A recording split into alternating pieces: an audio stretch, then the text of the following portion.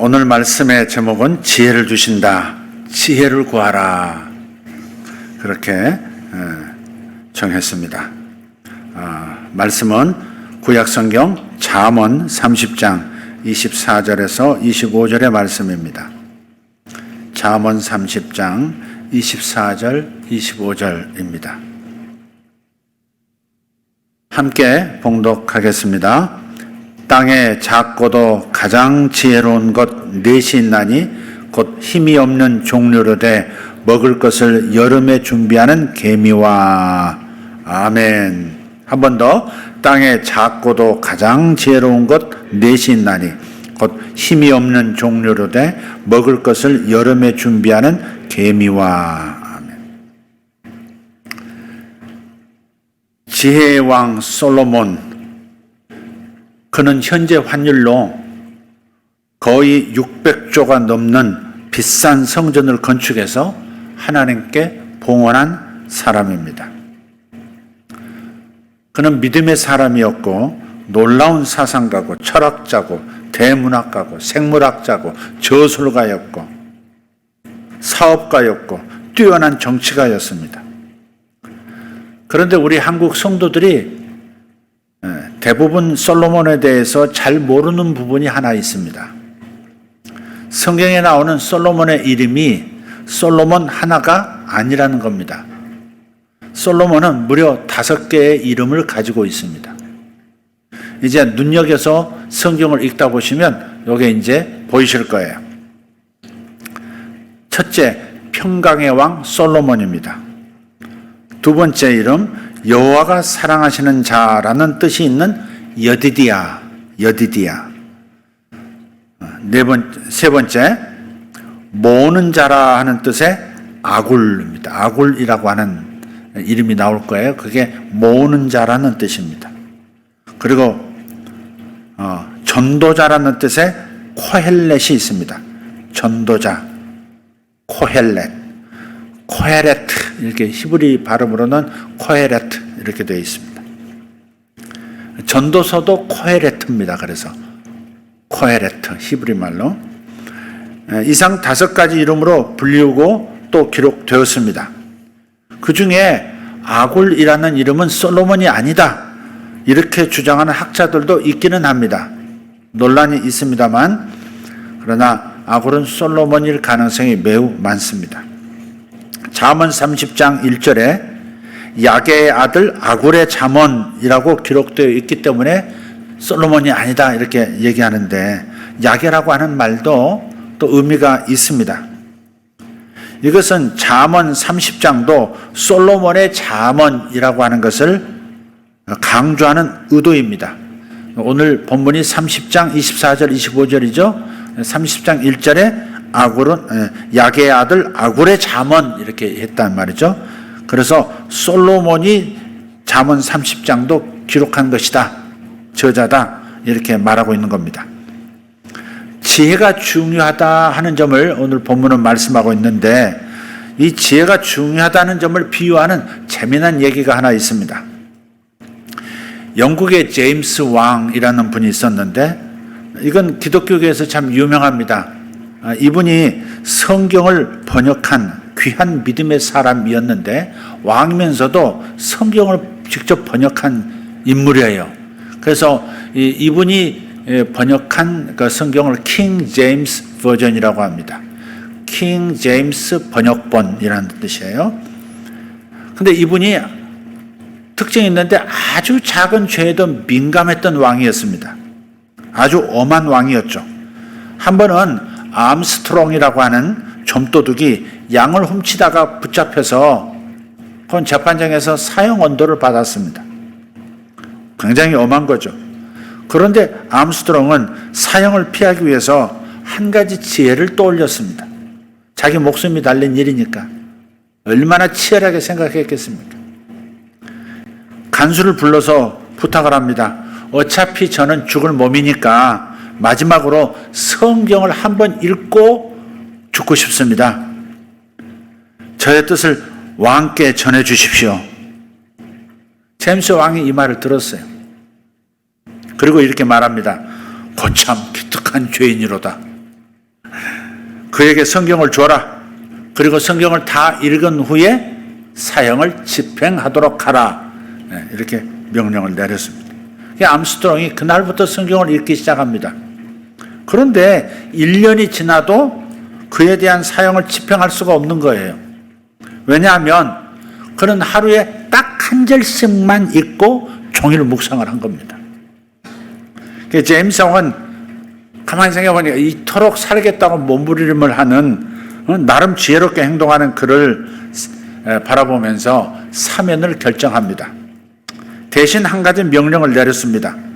너 면제한다, 사면한다. 그 대신 집에 가서도 계속해서 성경을 읽어라. 예. 집으로 돌아와서 매일 말씀을 묵상하던 암스트롱은 말씀의 능력으로 새 사람이 되었습니다. 그리고 평생 이웃을 섬기면서 살았다고 합니다. 이처럼 순간 떠오르는 지혜가 자신의 목숨을 살린 겁니다. 지혜는 이렇게 죽을 자를 살리고 불가능도 가능하게 하고 약한 자도 강하게 만들어줍니다.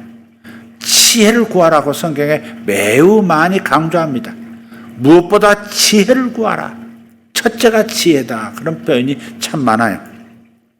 오늘 본문에 잠언 30장 24절에 땅에 작고도 가장 지혜로운 것 넷이 있다. 그렇게 기록되어 있습니다. 근데 이 말씀을 생각하면 생각할수록 소중한 말씀이에요. 나는 비록 작고 약할지라도 지혜만 가지면 강하고 능력 있고 존귀한 삶을 살 수 있다는 겁니다. 사람 눈에 하잘것없어 보여도 지혜를 갖게 되면 존귀하게 살 수 있다. 능력 있게 살 수 있다. 힘 있게 살 수 있다.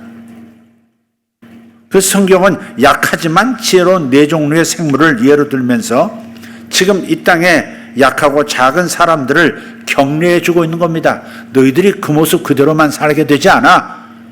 지혜만 너희들이 갖게 되면 절대 그 모습에 머물지 않아. 너희들은 다른 삶을 살 수 있어. 이렇게 계속해서 약한 자들, 작은 자들, 눈에 안 보이는 이들을 격려하고 힘을 북돋워 주고 있는 겁니다.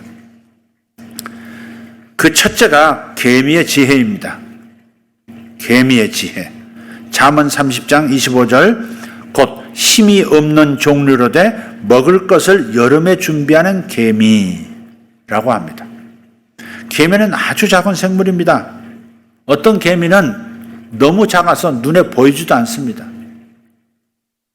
평창 수양관 숙소동 앞에서 무슨 언뜻 이렇게 보니까 아주 작은 눈에 보이지 않는 뭐 이렇게 들이대고 봐야 될 정도로 그래야만 보일 만한 아주 작으면서도 빨간 곤충들이 많이 이렇게 왔다 갔다 하는 거예요. 자세히 보니까 개미인 겁니다. 그게. 개미 종류가 얼마나 많은지 몰라요. 이렇게 사람이 볼 때 작고 약한 개미지만 천지 창조 이후부터 지금까지 이 땅에서 멸종되지 않고 잘 살고 있습니다. 그것도 생태계의 강자, 생태계의 부자로 번성하고 있는 겁니다. 극지방 외에는 남극, 북극, 극지방 외에 지구촌 어느 곳을 다녀도 개미가 넘쳐납니다. 이 작은 개미들이 어떻게 무수한 세월의 변화에도 상관없이 잘 살고 또 번성할 수가 있었을까요? 첫째로 개미의 지혜는 준비하는 지혜라고 말씀합니다. 따라합시다. 준비하는 지혜. 사랑하는 여러분, 절대 하지 말아야 할 얘기 있습니다. 그건 약하다, 어렵다, 힘들다, 없다, 안 된다, 그렇게 말하면서 실망하고 낙심하지 마시기를 바랍니다. 어떤 처지에 있든지 없다, 안 된다, 못한다, 약하다, 어렵다, 불가능하다 이런 말은 하는 게 아니에요. 서로 나에게 재주가 없고 힘과 재산이 부족할지라도 개미처럼 준비하는 지혜가 있으면 성공할 수 있습니다. 다른 삶을 살 수 있습니다. 장꾀 부리지 않고 열심히 준비하면 됩니다. 머리가 아무리 좋은 사람일지라도 노력하는 사람을 이길 수가 없다 그러잖아요. 선인들의 지혜가 이구동성으로 천재는 99%의 노력으로 성취되는 것이지 1%의 타고난 천재, 지능을 가지고 되어지는 게 아니라고 말을 합니다. 사랑을 얻는 일도 그렇습니다. 여기 청년들도 많으신데 사랑을 얻는 일도 그래요. 교회 개척 후에 얼마 되지 않아서 한 자매가 찾아왔어요. 저 임해동에서 개척을 시작했는데 물어보니까 철원이 고향이랍니다. 피아노 학원 교사로 채용이 돼서 분당으로 왔다는 거예요. 이게 제 아내, 그러니까 우리 사모님 청년 시절에 잠깐 만났던, 잠깐 지나갔던 그 사이인데 분당으로 오고 보니까 갑자기 이 분당으로 개척하셨다는 얘기를 듣고 저희 아내에게 연락을 한 겁니다. 개척교회를 시작한 저희 입장에서는 어떻게 생각이 됐겠어요? 하나님께서 반주자를 보내주셨다, 그렇게 생각이 들었어요.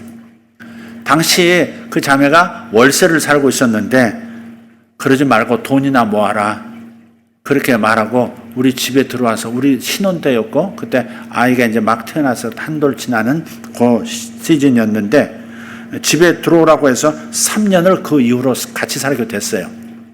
한 1년 있다가 한 자매가 또 와가지고 또 한 2년 같이, 그러니까 3년을 살게 됐습니다. 그 얼마 지나지 않아서 한 남자 청년이 장애우, 휠체어를 탄 장애우를 이렇게 밀면서 우리 교회 예배에 참석을 했어요. 근데 보니까 믿음의 1도 없는 남영진이라는 형제가 그러다가 그렇게 해서 교회 식구가 된 겁니다. 진짜 믿음은 1도 없습니다. 예수님의 보혈 그러면 인상을 막 찌푸리면서 막 아주 싫은 태를 대놓고 했던 남자입니다.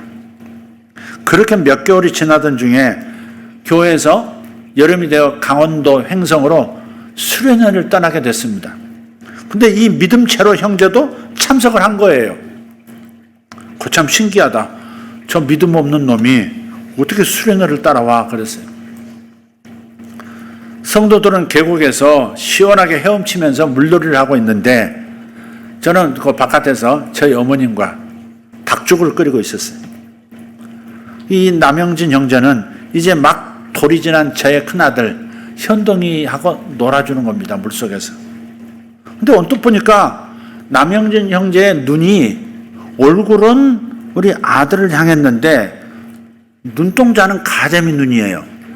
딴 데를 이렇게 자꾸 이렇게 사선으로 사시처럼 이렇게 보고 있는 겁니다. 그 시선의 방향을 따라가 보니까 정미경이 있는 거예요. 오라, 저놈이 흉심이 있었네. 그래서 네가 얘기로 따라왔구나. 아내도 눈치를 챘어요. 여보, 아무래도 저 나영재가 미경이를 좋아하는 것 같아요. 그런데 미경이는 마음이 없는 것 같은데 어떡하지? 근데 가만히 보아하니까 일편담신, 수개월을 노력하는 것이 우리 눈에 구석구석 보이는 겁니다. 매일매일. 그녀의 마음을 얻기 위해서 얼마나 많은 준비를 나름 하는지 모르겠어요. 저 일편단심. 결국 그런 모습을 보면서 당사자보다 우리 부부의 마음이 먼저 움직였습니다. 쟤는 미경이를 굶겨 죽이지는 않겠다. 믿음은 시원치 않지만 미경이를 굶겨 죽이지는 않을 사람이다. 그래서 우리 두 사람이 같이 작업해서 정미경 자매를 남영진 형제의 품으로 밀어 넣었습니다. 미경 자매가 어느 날 꿈을 꾸었다고 저에게 얘기하는 거예요. 목사님, 간밤에 꿈을 꿨는데요, 무슨 국수 다발들이 막 있는 거예요, 목사님. 그래서 맞아. 야, 결혼이야, 결혼. 남영진이 저렇게 너를 위해서 열심히 준비하지 않냐? 이젠 받아줘라, 받아줘. 괜찮은 남자야. 그러더니 남영진 20년이 지난 지금은 평창 수양관과 결혼해서 열심히 저 산에서 살고 있습니다. 우리 하나님을 가만히 묵상하면 당신의 사랑하는 자녀들을 위해서 항상 무언가를 준비하시는 분이세요. 먼저 가셔서 나의 미래를 열고 계시고 나의 과거의 상처와 후회들이 나를 해하지 못하도록 막아서고 계시고, 그래서 주의 손이 나의 전후를 안수하시나이다 그랬죠. 그 전후를 안수하신다는 말이 나의 미래를 여시고 뒤에서 몰려오는 애굽의 군대 같은 그런 흉험한 일들을 막고 현재를 해치지 못하도록 해주시는 겁니다. 그 말씀입니다. 개미의 지혜는 준비하는 지혜입니다. 사랑하는 여러분, 큰 복을 미리 준비하는 지혜가 있으시기를 축복합니다. 축복합니다. 두 번째, 개미의 지혜는 지속 반복하는 지혜입니다. 따라합시다. 지속 반복하는 지혜.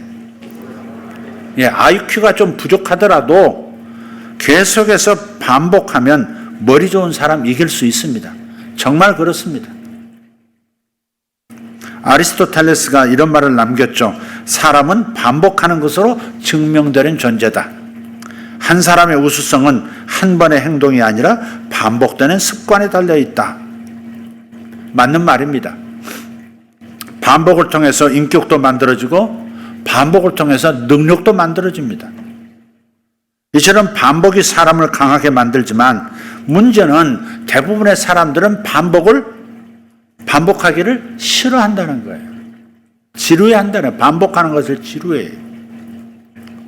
뭔가 결정을 해도 반대급부가 생기는 거예요.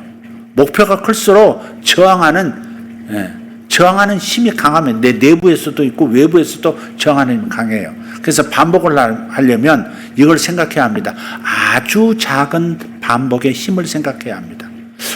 이게 뭔가 이렇게 목표를 세웠다, 뭔가 하려고 한다는 것도 자기 스스로 눈치채지 못할 만큼 아주 작은 단위로 쪼개서 그것을 실행하는 겁니다. 그럼 저항도 적어집니다. 그냥 난 살 뺄 거예요 이렇게 말하지 말고, 그런 목표를 잡지 말고 10kg 감량 뭐 이런 거 하지 말고 아주 구체적이면서도 아주 작은, 저항이 전혀 없을 수 있는 작은 목표를 갖는 겁니다. 단 것은 하루에 한 번만 먹기 뭐 이런 거 있잖아요. 아주 미세한 작은 단위로 쪼개서 그것을 반복하는 거예요. 그래서 조금 더 강도로 강하게 해서 좀 반복하고, 반복도 승리감이 있어야 계속 반복할 수 있는 거죠. 지혜입니다. 이것도. 세상의 명인, 세상의 달인들, 뛰어난 선수, 훌륭한 장군들, 훌륭한 리더들은 모두 반복적인 훈련을 통해서 만들어진 존재들입니다. 어죽 달인, 꽈배기 달인, 스시 달인, 반복의 비밀을 터득한 사람들입니다. 반복이 참 중요한 거예요. 아리스토텔레스가 그 말은 맞은 겁니다. 사람의 우수성은 반복하는 습관에 달려있다. 신앙생활도 마찬가지입니다. 기도와 말씀, 예배하는 것, 찬송하는 것, 봉사도 반복해야 잘할 수 있습니다. 그렇기 때문에 능력이 부족하더라도 지속적으로 반복하는 지혜의 사람 되시기를 예수님의 이름으로 축복합니다. 축복합니다.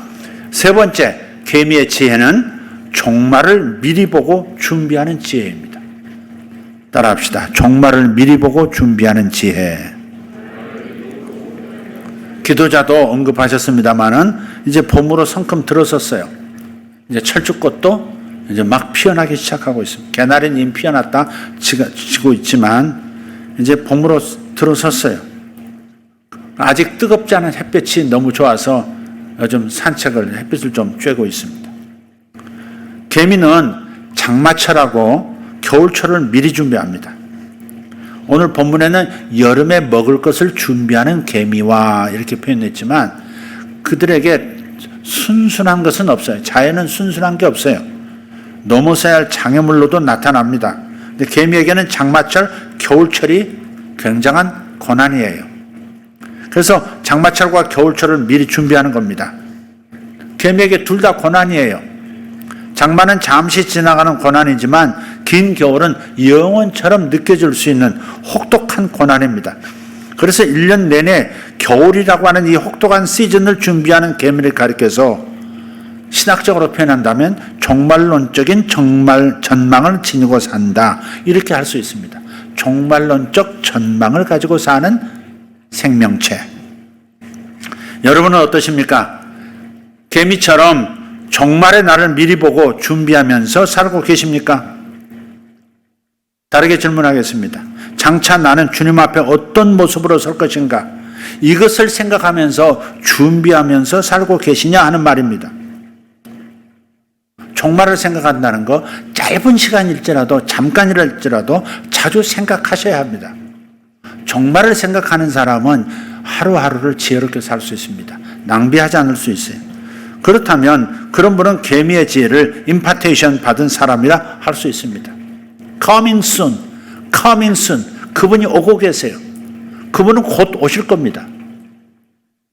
그분이 먼저 오시지 않는다면 내가 먼저 그분 앞으로 갈 겁니다. Maybe, yes. 어쩌면 우리가 먼저 그분 앞에 설 거예요. 어쨌든 주님을 얼굴과 얼굴로 대면하는 시간이 올 것입니다. 그렇기 때문에 종말을 미리 보고 준비하는 지혜, 개미의 지혜라는 것을 잊지 마십시다. 마지막 네 번째, 개미의 지혜는 공동체를 세워주는 지혜입니다. 따라합시다. 공동체를 세워주는 지혜. 개미를 한자어로 의라고 합니다. 벌레 충자 변에 의로울 의자입니다.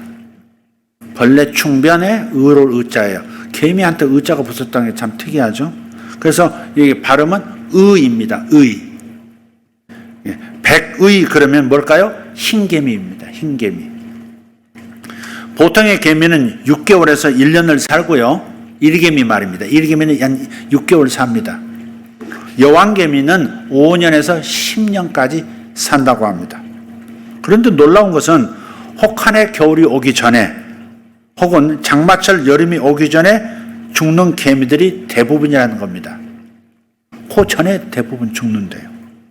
그럼에도 자신은 죽더라도 후손을 위해서 철저히 준비합니다.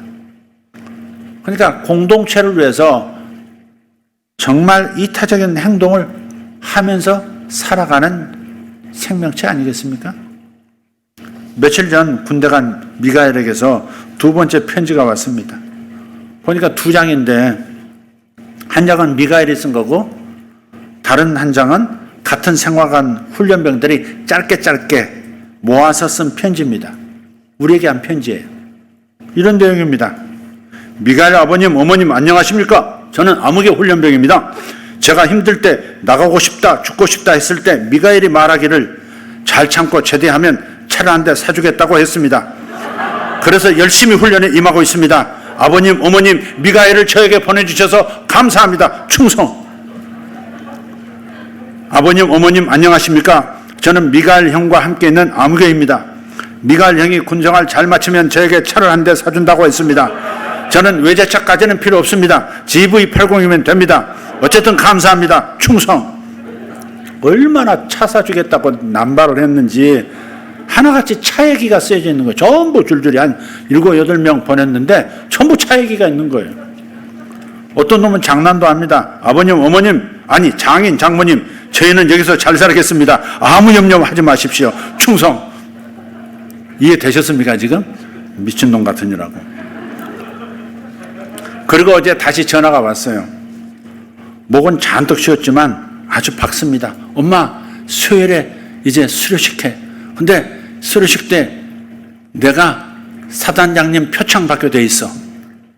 어이구 잘했다 우리 아들. 그리고 속으로 제가 생각합니다. 힘들어하는 녀석들 위로하고 격려하면서 돌보더니만 하나님께 상을 받는구나. 강원도 외진 곳으로 가게 돼서 마음이 한편 좀 어려운 부분이 있었는데 이젠 한결 안심이 돼요. 여러분 기도 덕분입니다. 우리는 자녀들을 비롯해서 믿음의 다음 세대를 위해 준비하며 살아야 합니다. 그런데 하나님의 교회라는 공동체의 유지 발전을 위해서는 그냥 되어지지 않습니다. 세상 모든 일이 그렇지만 교회가 유지되고 발전하는 것, 그것은 그냥 되어지지 않아요. 개미처럼 희생하면서 준비하는 사람들이 반드시 필요합니다. 우리 자신도 중요하지만 우리 후대의 번영을 위해서도 우리는 계속 준비해야 되는 겁니다. 여러분 가정에서도 준비해야 되고 교회에서도 준비해야 되는 겁니다. 국가적으로도 준비해야 되겠죠. 유대인들은요, 성인식 할 때 가까운 어른들이 선물로 돈을 준비해서 안겨줘요. 역시 유대인들 다 와요. 돈을 줍니다. 근데 그 돈이 적지가 않습니다. 그냥 축의금 정도가 아닙니다. 다 모으면 수천만 원에서 많게는 억 단위가 되는 돈을 그 성인식 하는 그 아이들이 받는 겁니다. 그 유대인들 성인식은 18살이 아닙니다. 13살, 12살, 13살 때 성인식을 합니다. 그 어린 나이에 그 어마어마한 돈을 받는 거예요. 근데 그런 부모는 그 돈을 자녀의 이름으로 좋은 회사에 투자를 해 놓습니다. 자녀가 대학을 졸업할 때쯤이면 상당히 큰 돈으로 불어나게 되고, 그래서 사회에 나오자마자 곧바로 자기 사업을 시작할 수가 있는 거예요. 그래서 유대인들이 잘 사는 겁니다. 요즘 저는 우리가 신약의 교회라면 구약보다는 나아야 되지 않겠는가, 유대인만큼이라도 최소해야 되지 않겠나 싶은 생각에 좋은 지혜를 주십사 하나님께 기도하고 있습니다. 지난번에는 어려운 목회자들의 자녀들을 위해서 작은 물질을 나누기로 했습니다마는 우리 공동체의 자녀들을 위해서는 어떤 의미 있는 일을 해야 할까, 이걸 요즘 고민하고 있습니다. 물론 가장 중요한 준비는 뭐냐, 예수님을 구주와 주인과 왕으로 믿고 지금 이 땅에서 천국을 누리며 사는 겁니다. 우리 자녀들이 그렇게 살도록 만들어줘야 하는 것이죠. 그리고 영혼 구원을 위해서 복음을 전하면서 살게 하는 것입니다. 영암에서 건축 사업을 하시는 우리 잘 아는 김영성 집사님, 최근에 알코올 중독자 한 분을 전도해서 예수님을 영접시키고 자기 사업에 동참시켜서 먹고 살도록 도움까지 주고 계십니다.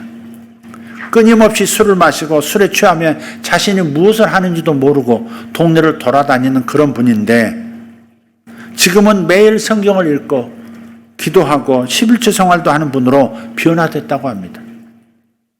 자기 집에서 며칠을 데리고 있으면서 계속해서 말씀을 가르치고 읽어주고 읽게 하고, 그러면 일터로 나가시면 같이 데리고 나가시고, 건축 일은 전혀 모르는 분인데 일 안 하고 현장에 나오기만 해도 15만 원씩 주겠다고 제안을 하고, 일을 하게 되면 다른 사람과 똑같이 30만 원씩 주겠다고, 일단 현장에 나와서 일하는 거 그것만 해 15만 원씩 줄게 일당, 그렇게 하시는 거예요. 혼자 있으면 술을 마시니까 벗어나질 못하니까 그렇게 곁에 두려고 한 것이죠. 근데 이분이 어느 날 김 지사님에게 질문하기를, 사장님, 왜 나한테 이렇게 잘해주세요? 왜 가족도 나를 외면하는데 사장님은 왜 이렇게 나한테 잘해주세요? 이 김 집사님의 대답이 은혜가 돼요.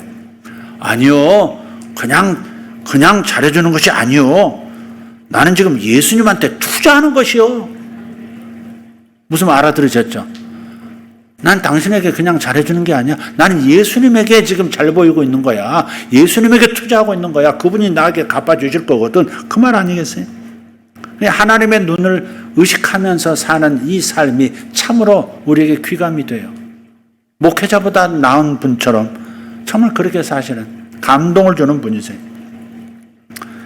김 지사님 기도할 때도 이렇게 기도한다고 합니다. 하나님, 저 사람들과 그 가족들을 먹여 살리려면 제가 계속해서 집을 지어야 합니다. 그러니 저 사람들 먹고 살게 하시려면 저에게 계속 계약이 이루어지게 해주세요. 그렇게 기도한다는 거예요. 주여 저에게 복을 주세요 이렇게 말하지 않고, 저 사람들 먹여 살리려면 저에게 계속해서 집 지을 수 있도록 계약이 떨어지게 해주세요. 지금 현재도 2개의 현장에서 일이 진행되고 있고, 준공되고 나면 또 다른 집을 시작하게 된다고 합니다. 우리 주님께서도 교회를 세우려고 오셨다고 마태복음 16장 18절에서 말씀하셨어요. 내가 이 반석 위에 내 교회를 세우리니, 나는 교회를 세우려고 왔다. 나는 교회를 세우려고 왔다.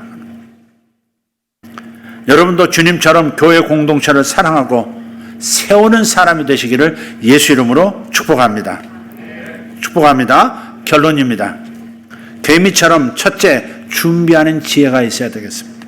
두 번째, 지속 반복으로 힘을 기르는 지혜가 있어야 되겠습니다. 세 번째, 다가오는 종말, 다가오는 영원을 준비하는 지혜가 있어야 하겠고, 네 번째, 교회 공동체와 다음 세대를 세워주는 지혜가 개미에게 배우는 지혜입니다. 그러나 이런 지혜들은 다 하나님께서 주시는 겁니다. 개미를 지으신 분이 하나님이시잖아요. 개미에게서 배우는 지혜, 이 지혜가 나의 지혜가 되려면 하나님께서 내게 임파테이션, 전달해 주셔야 하는 겁니다. 그렇기 때문에 개미를 창조하신 우리 하나님께 구하시기를 바랍니다. 지혜를 주시려고 하기 때문에 지혜를 구하시면 지혜를 받을 줄 믿습니다.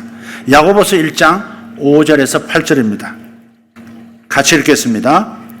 너희 중에 누구든지 지혜가 부족하거든 모든 사람에게 후히 주시고 꾸짖지 아니하시는 하나님께 구하라. 그리하면 주시리라. 오직 믿음으로 구하고 조금도 의심하지 말라. 의심하는 자는 마치 바람에 밀려 요동하는 바다 물결 같으니 이런 사람은 무엇이든지 주께 얻기를 생각하지 말라. 두 마음을 품어 모든 일에 정함이 없는 자로다. 아멘. 우리 주님께서는 십자가에서 가시관을 쓰시고 피를 흘리며 돌아가셨습니다. 피가 옆구리에서만 나오고 손과 발에서만 나온 게 아닙니다. 머리에서, 이마에서, 찢어진 이마에서 피가 흘렀죠.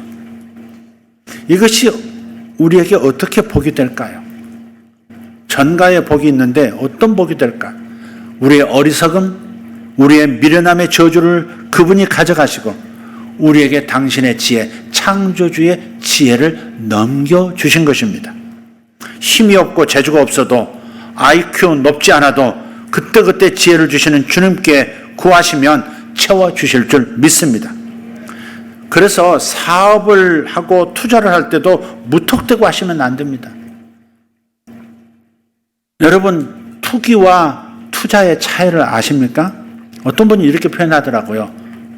똑같은 것 같은데 어떤 건 투자라고 할 수 있고 어떤 것은 투기라고 할 수 있겠냐. 투자는 공부하고 하는 것, 그건 투자이지만 공부하지 않고 그냥 남이 좋다더라, 남이 이거 보면 돈 벌어 하니까 그냥 일을 저지르는 것, 그건 투기라는 겁니다. 공부하지 않고 하는 것은 모든 것이 투기입니다. 뭐든지 그렇습니다. 아무리 작은 돈도 그렇습니다. 남이 말하는 것을 기쁜 생각 없이 분별해 보지도 않고 덥석덥석 물지 않기를 바랍니다. 물고기 뇌가 되면 안 됩니다. 금방 입이 찢어졌는데 다시 풀어졌는데 또 그걸 또 물고 하고 또 끌려 나오는, 물 바깥으로 끌려 나오는 물고기 뇌 돼서는 안 돼요. 기도하면서 동시에 전문가의 조언을 여기저기 반복해서 듣고 공부하면서 투자해야 합니다. 피처럼 아까운 돈을 아무렇게나 행동하다가 잃어서는 안 된다는 겁니다. 심지어 설교를 듣고, 제가 격려하는 설교를 하지 않습니까? 그릇을 빌어라, 이것도 저것도 해봐라, 뭐 이렇게 하지 않습니까? 근데 그렇게 설교를 듣고 곧바로 움직이는 것도 조심해야 하는 겁니다. 전문가를 통해서 공부하고 결정해야 합니다. 의욕만 가지고는 안 돼요. 많은 돈을 잃습니다. 저도 경험이 있습니다. 그래서 말씀을 드리는 겁니다. 절대 공부하지 않고, 열심히 공부하지 않고, 알아보고, 발품 팔고, 전문가 조언 듣고, 기도하면서 하나님 조언도 듣고 하면서 결정을 해야 될 일이지, 절대 덥석덥석 무는 물고기처럼 되어서는 안 된다. 지혜가 있어야 합니다. 그래서 지혜가 부족하면 하나님께 구하라고. 지혜가 부족하거든, 지혜가 딸리는 어떤 문제가 있잖아요. 내 지혜로는 감당하기 어려운 새로운 뭐가 왔을 때 하나님께 구하라는 겁니다. 그럼 그 문제를 분별할 수 있는 지혜 주시겠고, 그 어떻게 해야 되는지 지혜를 주시겠고, 타이밍의 때도 지혜로서 주시겠다고 말씀하시는 겁니다. 꽃나무도요, 심어야 할 때 심는 겁니다. 심을 계절이 한테 심으면 안 됩니다. 튤립을 제가 한 튤립 알을 30개 정도 이렇게 심었는데요. 작년 심었습니다. 근데 그 튤립, 그 유럽에서 건너온 건데, 그걸 심을 때 반드시 겨울을 나야 된대요. 겨울을 나야 이게 싹이 튀는 것이 튤립이랍니다. 그래서 겨울 되시기 직전에, 겨울도 괜찮고, 겨울 되기 직전에 땅을 파서 이렇게 한 5cm 정도 깊이로 이렇게 묻어 놓으시면, 그러면 겨울을 지나면, 그런 다음에 봄이 오면 나온다는 거예요. 아니야 다를까 다 올라오더라고요. 그걸 봄에 심으며, 봄에 심었다고 해서 여름에 튤립이 올라오는 게 아니더라고요. 그건 가을, 늦가을 혹은 겨울에 심어야 되더라고요. 그래서 어떤 분들은 냉장고에 넣어놨다가 봄에 심는 분도 있어요. 겨울을 경험한 것처럼 느끼 체험하도록 만드는 거죠. 그리고 심으면 또 돼요. 저는 그렇게는 안 해봤습니다. 그냥 늦가을에, 초겨울에 이렇게 심어서 겨울을 겪고 이렇게 올라. 그러니까 심을 때도 있고 심지 않아야 할 때도 있는 겁니다. 기본적인 농사에다 작은 화초도 그런 지혜가 필요한데, 어마어마한 자기 돈이 들어가는 그곳에 생각 없이 이렇게 했어도 되겠습니까? 그러고서 하나님 원망하시면 안 됩니다. 지혜가 부족할 때 지혜를 구하라고 하지 않았느냐? 너 공부했니? 전문가의 말을 들어봤니? 내 목소리 들어봤니? 하나님 반문하시지 않겠어요? 의욕만 가지고는 안 된다. 지혜가 있어야 한다. 그러니 지혜가 부족하면 하나님께 구해라 하는 겁니다. 구하면 주실 것을 믿고 계속 구하시기를 In the name of Jesus, 예수 그리스도의 이름으로 축복합니다. 할렐루야, 할렐루야. 기도하겠습니다. 같이 외치십시다. 지혜를 주신다. 지혜를 구하자. 3번 시작. 지혜를 주신다. 지혜를 구하자. 지혜를 주신다. 지혜를 구하자. 지혜를 주신다. 지혜를 구하자. 아멘. 땅에 작고도 가장 지혜로운 건 내신나니 곧 힘이 없는 종류로 돼 먹을 것을 여름에 준비하는 개미라 하신 말씀을 통해서 우리가 4가지 개미의 지혜를 우리가 빌려왔습니다. 아버지, 마중물 받았사오니 주여 지혜를 구하는 자들 되게 하시고 지혜를 따라 행하는 자들 되어 번성의 번성, 개미 같은 번성, 지구촌을 덮는 번성이 일어나게 하여 주옵소서. 가정에서 자녀를 양육할 때 어머니들이 지혜를 구하게 하시고, 사업장에서 일을 할 때 지혜를 구하는 사업가들 되게 하시고 오너들 되게 하여 주옵소서. 살아계신 우리 아버지 하나님, 배우자를 구할 때도 지혜를 구하게 하시고, 하나님 인생의 중요한 결정을 할 때도 항상 지혜를 주님께 구해서 지혜를 받아 행하는 모든 성도들 되어 번성의 번성을 이루게 하여 주시옵소서. 살아계신 예수님 이름으로 기도하옵나이다.